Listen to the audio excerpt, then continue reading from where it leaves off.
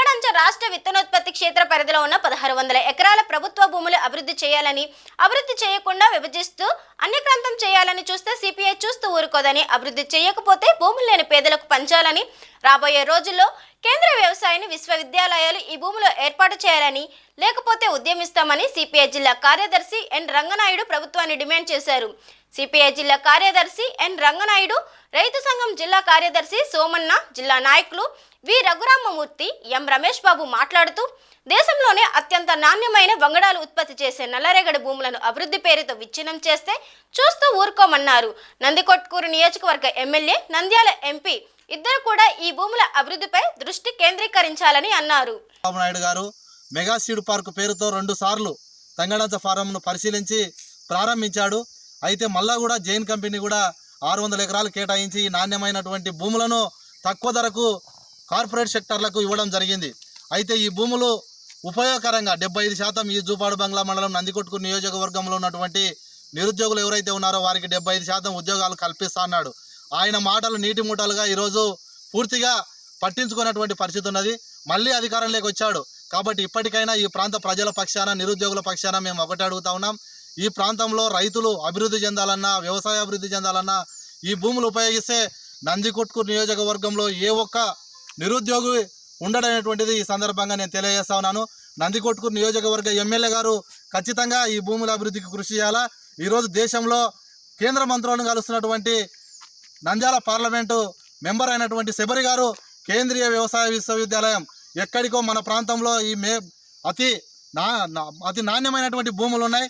ఈ భూముల్లో కేంద్రీయ వ్యవసాయ విశ్వవిద్యాలయాన్ని ఏర్పాటుకు మీరంతా కూడా కేంద్ర వ్యవసాయ శాఖ మంత్రిని కలిసి ఈ భూముల అభివృద్ధి చేయాలని కూడా మేము కోరుతా ఉన్నాం. ఓట్లు వేసినటువంటి ప్రజలు అభివృద్ధి చెందాలంటే ఈ భూములు అభివృద్ధి చెందాలా. అప్పుడే ఈ నందికొట్కూరు రతనాల సీమగా మారుతుందని కూడా ఈ సందర్భంగా నేను రాజకీయ నాయకులకు కానీ తెలియజేస్తా ఉన్నాను. ఆ వైపున మీరు అభివృద్ధి చేయకుండా ఇట్టే నిర్లక్ష్యం చేస్తే ఖచ్చితంగా ఎర్ర జెండాలతో సిపిఐ జిల్లా ఆధ్వర్యంలో ఖచ్చితంగా వేలాది మంది చుట్టుపక్కల గ్రామాల ప్రజలతో కలిసి స్థలం లేని వారికి ఖచ్చితంగా కోనేరు రంగారావు భూ కమిటీ సిఫారసు ప్రకారం ప్రభుత్వ భూములు ఎక్కడున్నా కూడా అక్కడ ప్రతి కుటుంబానికి 5 ఎకరాల పొలం ఇవ్వాల్సినటువంటి ఒక చట్టం ఉంది. కాబట్టి ఆ చట్టాన్ని మేమంతా కూడా అమలు చేయాలని, ప్రతి కుటుంబానికి 5 ఎకరాలు ఈ తంగడంచ 1600 ఎకరాల భూములను పంచాల్సిందిగా మేమంతా కూడా కోరుతా ఉన్నాం. లేకపోతే మేమే ఆక్రమణ చేస్తామని కూడా ఈ సందర్భంగా తెలియజేస్తా ఉన్నాం. తక్షణమే ఈ సోలారు ఏదో సెంట్రల్ గవర్నమెంట్ అని ఈరోజు ఆర్డీఓ గారు చెప్తా ఉన్నారు. సోలార్కు వ్యతిరేకంగా మేము ఉద్యమిస్తాం. సోలార్ కానీ ఇక్కడ పెడితే అవసరమైతే ఆర్డీఓ కార్యాలయం దగ్గర ప్రత్యక్ష పోరాటానికి అక్కడే నిరాహార దీక్ష కూడా మేమంతా కూడా సిద్ధమవుతామని కూడా తెలియజేస్తా ఉన్నాను. ఇప్పటికే పైపాలెం, నాగలూటి గ్రామాల్లో సోలార్కి అధికారులు పరోక్షంగా మద్దతు ఇస్తూ ఉన్నారు, సపోర్ట్ చేస్తూ ఉన్నారు.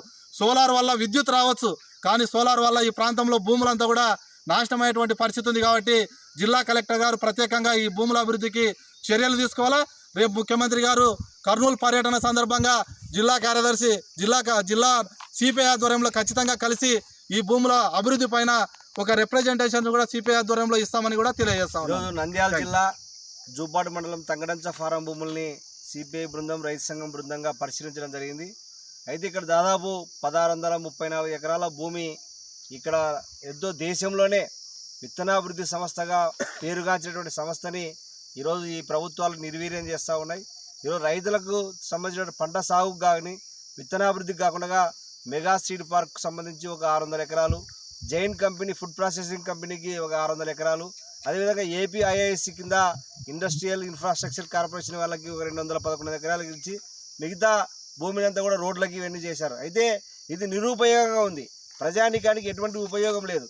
ఇందులోనే నంద్యాల జిల్లా కలెక్టర్ కార్యాలయం అగ్రికల్చర్ వ్యవసాయ విశ్వవిద్యాలయానికి సంబంధించి దాదాపు 100-150 ఎకరాలు, 50 ఎకరాల పాటు ఇక్కడ కేటాయించినట్లు కూడా ప్రకటన చేశారు అప్పుడున్నటువంటి కలెక్టర్. ఈ భూములన్నీ కూడా ఈరోజు అన్యాక్రాంతం అవుతూ ఉన్నాయి, అడవిని తలపించే విధంగా ముళ్ళ కంపలతో ఉన్నాయి. ఇలాంటి విలువైనటువంటి భూముల్ని అన్యాక్రాంతం కాకుండా ఈరోజు సీడ్స్కి సంబంధించినటువంటి హబ్గా ఉండాలి.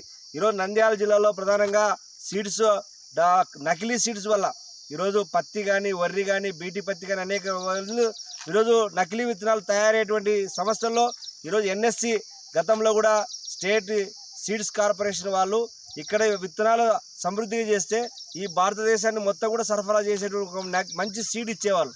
అలాంటి సీడ్ని బంద్ చేసి ఈరోజు నంద్యాల కేంద్రంగా తెలంగాణ కానీ కర్ణాటక కానీ ఆంధ్రప్రదేశ్ నకిలీ సీడ్స్ ముఠా నాయకుడిగా గత ప్రభుత్వంలో పనిచేసినటువంటి ఎంపీ పోచా బ్రహ్మానంద రెడ్డి ఉన్నాడు. ఆయన 150 కంపెనీలకు డీలర్గా నకిలీ సీడ్స్ అమ్ముతా ఉన్నాడు. అదే ప్రభుత్వ రంగ సంస్థల్లో ఈరోజు తంగడంచ ఫారం భూముల్లో ఇలాంటి సీడ్స్ తయారు వల్ల రైతులకు ఒక భరోసా వచ్చేటువంటి ఉంది.